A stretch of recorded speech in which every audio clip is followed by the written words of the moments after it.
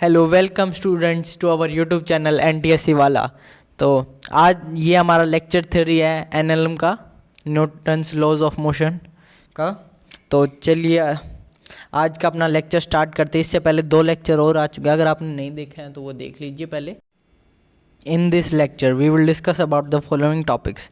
तो आज का हमारा पहला टॉपिक है न्यूटन्स फर्स्ट लॉ, उसके बाद हम न्यूटन सेकेंड लॉ देखेंगे, उसके बाद न्यूटन थर्ड लॉ, और उसके बाद law of conservation of linear momentum, और उसके बाद इंक्लाइंड प्लेन प्रॉब्लम देखेंगे। तो आज का हमारा पहला टॉपिक है न्यूटन्स फर्स्ट लॉ। तो चलिए आज के अपने टॉपिक को स्टार्ट करते हैं। तो आज का अपना पहला टॉपिक है Newton's first law of motion. तो an object remain in its state of rest और of uniform motion in a straight line unless any external force is applied. इसका मतलब कोई भी ऑब्जेक्ट वो अपनी खुद की स्टेट में बना रहेगा, चाहे वो रेस्ट की हो या फिर यूनिफॉर्म मोशन की हो, जब तक उस पर कोई एक्सटर्नल फोर्स अप्लाई ना हो। इसके बाद इस लॉ में इनर्शिया का वो आता है बहुत ज़्यादा जिक्र। तो इनर्शिया देखते हैं। इनर्शिया होता क्या है? The tendency of undisturbed object to stay at the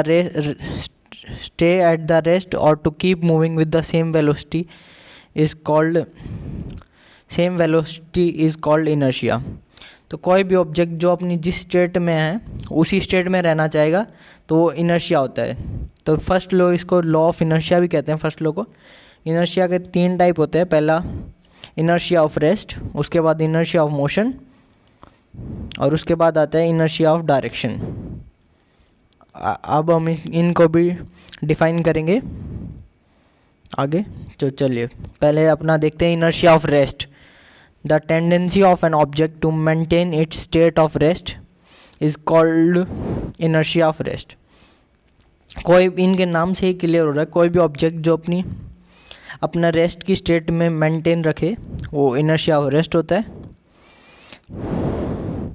अगला inertia of motion. The tendency of a body to maintain its motion is called inertia of motion।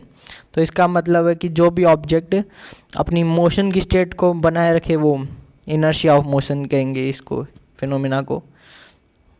आगे इनर्शिया ऑफ डायरेक्शन।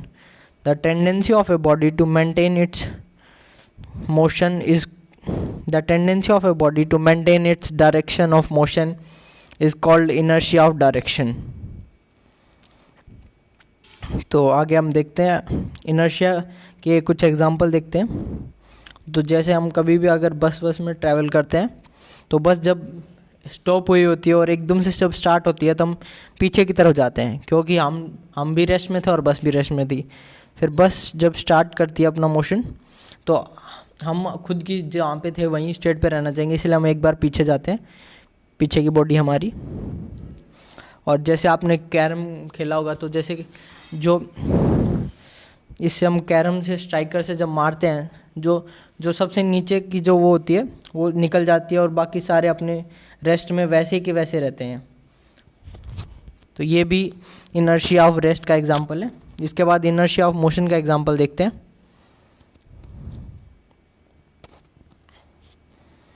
तो अब inertia of motion में जैसे आप drive कर रहे हैं तब एकदम से जब ब्रेक लगते हैं, या फिर आप बस में या फिर कार में जब ट्रैवल कर रहे हैं, जब एकदम से ब्रेक लगते हैं तो हम आगे की तरफ जाते हैं, क्योंकि हम पहले मोशन में थे कार के साथ। तो और एकदम से जब ब्रेक लगते हैं तो कार तो रेस्ट में आ जाती है, पर हम लोग एकदम से मोशन में रहते हैं, इसलिए हम आगे जाते हैं। और इनर्शिया ऑफ डायरेक्शन, जैसे हम एकदम से कभी टर्न लेते हैं तब जब गाड़ी तो मुड़ जाती है पर हम लोग जिस साइड पहले जा रहे हो वैसे ही जाते रहते हैं। जैसे ये देखिए एंगल बना के ऐसे ही जाता रहेगा। ये इनर्शिया ऑफ डायरेक्शन का एग्जांपल है। आगे देखते हैं मोमेंटम क्या होता है। तो आगे अपना टॉपिक है momentum. It is A measure of quantity और अमाउंट ऑफ मोशन। इसको सिंपली हम अमाउंट ऑफ मोशन भी बोल सकते हैं। आगे देख, इसका दूसरी डेफिनेशन हो सकती है, momentum is defined as the product of mass of the object and the velocity of the object. Momentum simply तो कोई जितना मोशन हुआ है उसकी अमाउंट होती है, कितना मोशन हुआ है या उसकी क्वांटिटी।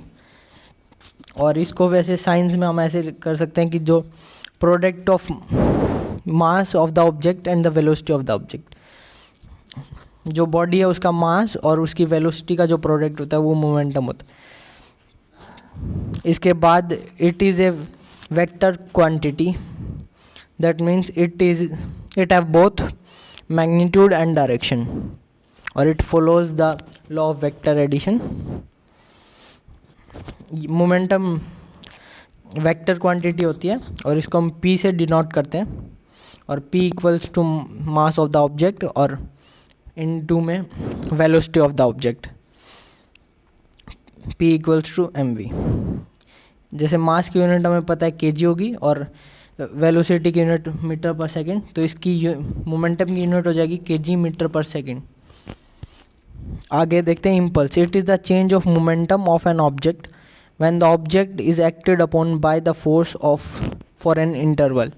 तो सिंपली जो इम्पल्स है उसको हम लिख सकते हैं force per unit change in time, और इसको सिंपली हम लोग लिख सकते हैं जो इम्पल्स होता है वो होता है चेंज इन मोमेंटम, मतलब p final minus p initial, change in momentum होगा वो इम्पल्स होगा। मेनली हमारे पास यही आता है p equals to delta p।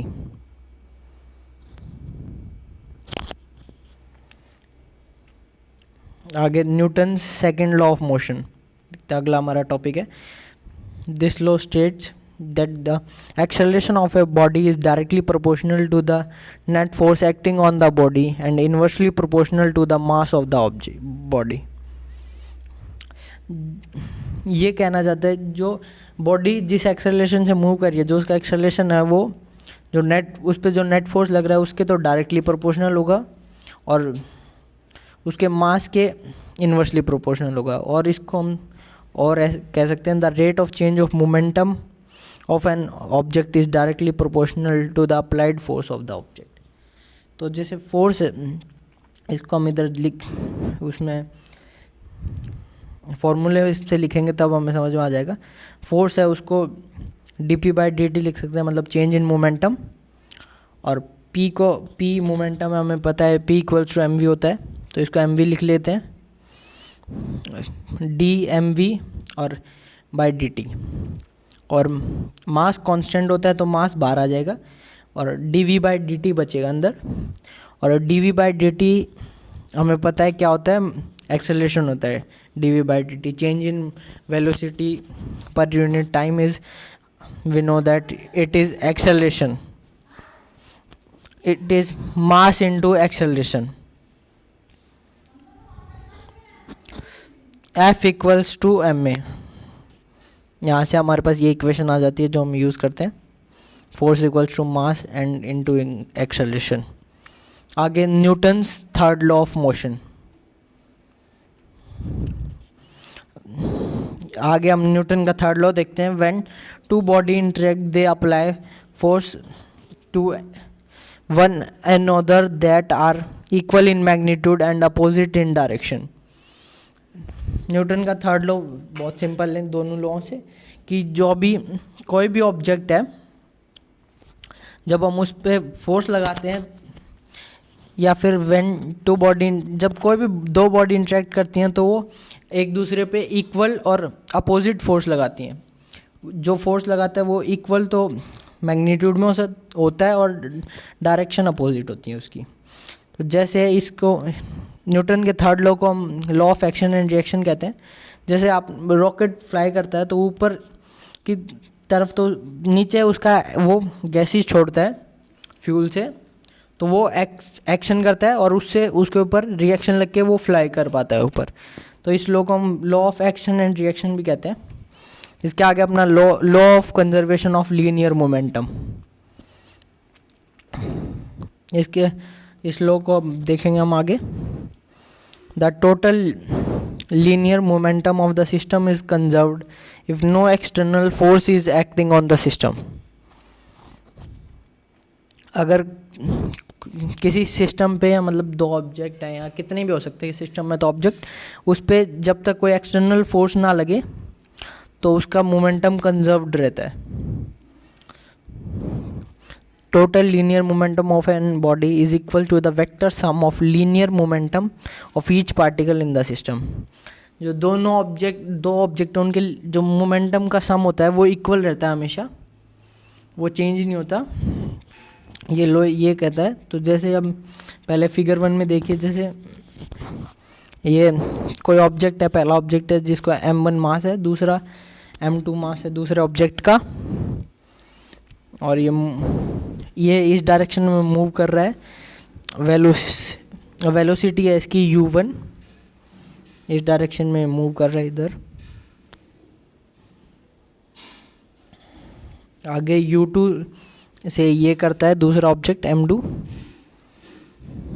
इसके बाद ये जो m1 और m2 हैं ये इधर कोलाइड करेंगे। u2 ज़्यादा है u1 से, u1 u2 से ज़्यादा है, सॉरी। तो ये कोलाइड कर जाएंगे इधर। तो ये कोलाइड करेंगे तब इनकी डायरेक्शन चेंज हो जाएगी। पहले ऑब्जेक्ट की डायरेक्शन चेंज हो जाएगी, उसकी स्पीड बढ़ जाएगी दूसरे वाले की, उसकी v2 हो जाएगी, इसकी v1 हो जाएगी। तो इसका हम डेरिवेशन देखते हैं, इससे हम इक्वेशन बनाएंगे एक। तो जो एक्सेलरेशन है, पहले ऑब्जेक्ट एक्सेलरेशन को हमने पीछे देखा था कि हम F/m फोर्स अपॉन में मास लिख सकते हैं।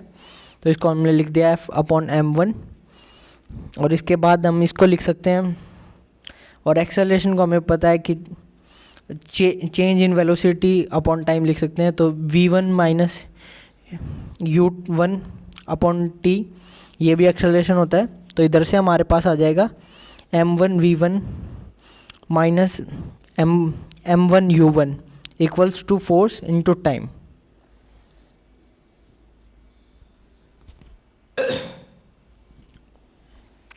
दूसरे आगे हमारे पास है a2। तो a2 को हम देखेंगे तो ये फोर्स है, और इसको भी हम वैसे ही लिख लेंगे फोर्स अपॉन m2, और इसको हम v2 minus u2 upon t लिख सकते हैं। इससे हमारे पास आ जाएगा m2 v2 minus m2 u2 equals to force into time. तो इनको फोर्स और टाइम इनका सेम होगा, तो हम इसको इक्वल रख लेंगे इधर नीचे। तो इनको इक्वल रख लेंगे तो हमारे पास आ जाएगा m1 v1 minus m1 u1 equals to m2 v2 minus m2 u2 equals to force into time. तो हमारे पास ये इक्वेशन आ जाएगी। और FD को इसको हम आगे सॉल्व करेंगे तो हमारे पास आ जाएगा m1 u1 plus m2 u2 equals to m1 v1 minus plus m2 v2। इससे हमें पता चलेगा जो लीनियर मोमेंटम होता है वो हमेशा कंजर्व्ड रहता है।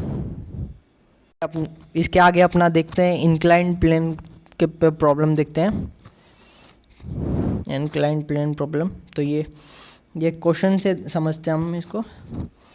तो अपना क्वेश्चन है, a 2 kg box is put on the surface of an inclined plane inclination at 30 degree with the horizontal, and the surface is assumed to be smooth and frictionless. Then find the net force acting on the body. G equals to 10 metre पर second square. जी हमें ये लेने को कहा है 10 metre पर second square. और तो ये जो डायग्राम है ये हमें खुद बनाना पड़ेगा। किसी हो सकता है किसी क्वेश्चन में बना के भी दे दे, पर हमें खुद भी बना लेंगे, सिंपल होता है बहुत। तो ये 30 डिग्री का इन पे इंक्लिनेशन है, ऐसे इंक्लाइंड प्लेन है, और इस पे ब्लॉक है। ये फोर्सेस तो ये नहीं बना के देता कभी भी, ये हमें खुद ही ड्रॉ करने पड़ते हैं। तो पहले हमें पता है कि जो भी बॉक्स है या कोई भी दो सरफेस जब कांटेक्ट में आते हैं तो उन पे जो परपेंडिकुलर फोर्स लगता है, नॉर्मल रिएक्शन, ये इधर जब कांटेक्ट में आते हैं तो इधर से परपेंडिकुलरली एक फोर्स लगता है जिसको हम नॉर्मल फोर्स या फिर नॉर्मल रिएक्शन कहते हैं। और जो mg है ग्रेविटेशनल फोर्स लगता है जो नीचे की तरफ लगता है, ये ज़मीन की तरफ लगता है हमेशा, और ये नॉर्मल हमेशा सरफेस के परपेंडिकुलर लगता है। तो इधर mg के हम इधर कंपोनेंट कर देंगे। इसके एक कंपोनेंट हो जाएगा इस साइड mg cos थीटा और दूसरा इधर हो जाएगा mg sin थीटा। अब हम mg के कंपोनेंट हो गए हैं, तो थीटा हमें ये वाला लेना है, इधर mg cos थीटा ले लेंगे इधर, और ये 30 डिग्री हो जाएगा। तो इधर थीटा की वैल्यू भी हमें 30 डिग्री ले लेनी है। तो चलिए अब अपने क्वेश्चन को सॉल्व करते हैं। तो पहले देखते हैं फोर्स इन fx, मतलब फोर्स इन x डायरेक्शन। तो x डायरेक्शन में एक ही फोर्स लग रहा है mg sin theta, sin 30 degree, ये sin थीटा। और अगर फ्रिक्शन होता तो हम इधर इसको माइनस कर लेते, या फोर्स वैसे फोर्स दिया होता तो हम प्लस कर लेते। वो अपने क्वेश्चन के अकॉर्डिंग हम कर ही सकते हैं इतना तो। इसके बाद फोर्स इन वाई डायरेक्शन देखते हैं। वाई डायरेक्शन में ये नॉर्मल रिएक्शन और mg cos थीटा, ये अपोजिट डायरेक्शन में तो ये माइनस होंगे और ये ज़ीरो के बराबर होंगे, क्योंकि इस डायरेक्शन में कोई भी, हमें पता है कोई भी डिस्प्लेसमेंट नहीं हो रही है, ये ज़ीरो के बराबर हो जाएंगे, ये दोनों इक्वल है। आगे जो एफ नेट हमें निकालना था इस क्वेश्चन में, नेट फोर्स, वो हमें पता है कि mg sin थीटा के बराबर हो जाएगा। m हमें क्वेश्चन में दे रखा है 2 kg है, तो m की वैल्यू इधर हम 2 रख लेंगे, और इसके बाद g की वैल्यू हमें क्वेश्चन में कहा है कि 10 लेनी है। अगर नहीं दिया, क्वेश्चन में ज़्यादा कर देता है नहीं, या फिर 9.8 ले लेंगे या 10 ले लेंगे, अप्रोक्सीमेट आंसर सेम ही आता है लगभग। तो इधर 10 लेने को कहा है, तो g की वैल्यू हम इधर 10 ले लेंगे, और साइन थीटा की वैल्यू हमें पता है 1/2 होती है, तो इसकी वैल्यू 1/2 हो जाएगी। द नेट, और इसको हम जब मल्टीप्लाई करेंगे तो इधर 10 न्यूटन नेट फोर्स आ जाएगा, जो इधर इस साइड लगेगा mg sin थीटा की डायरेक्शन में। तो so net force is 10 Newton which is acting on this object. Thank you guys for watching this video. Like, share and subscribe my YouTube channel. Thank you.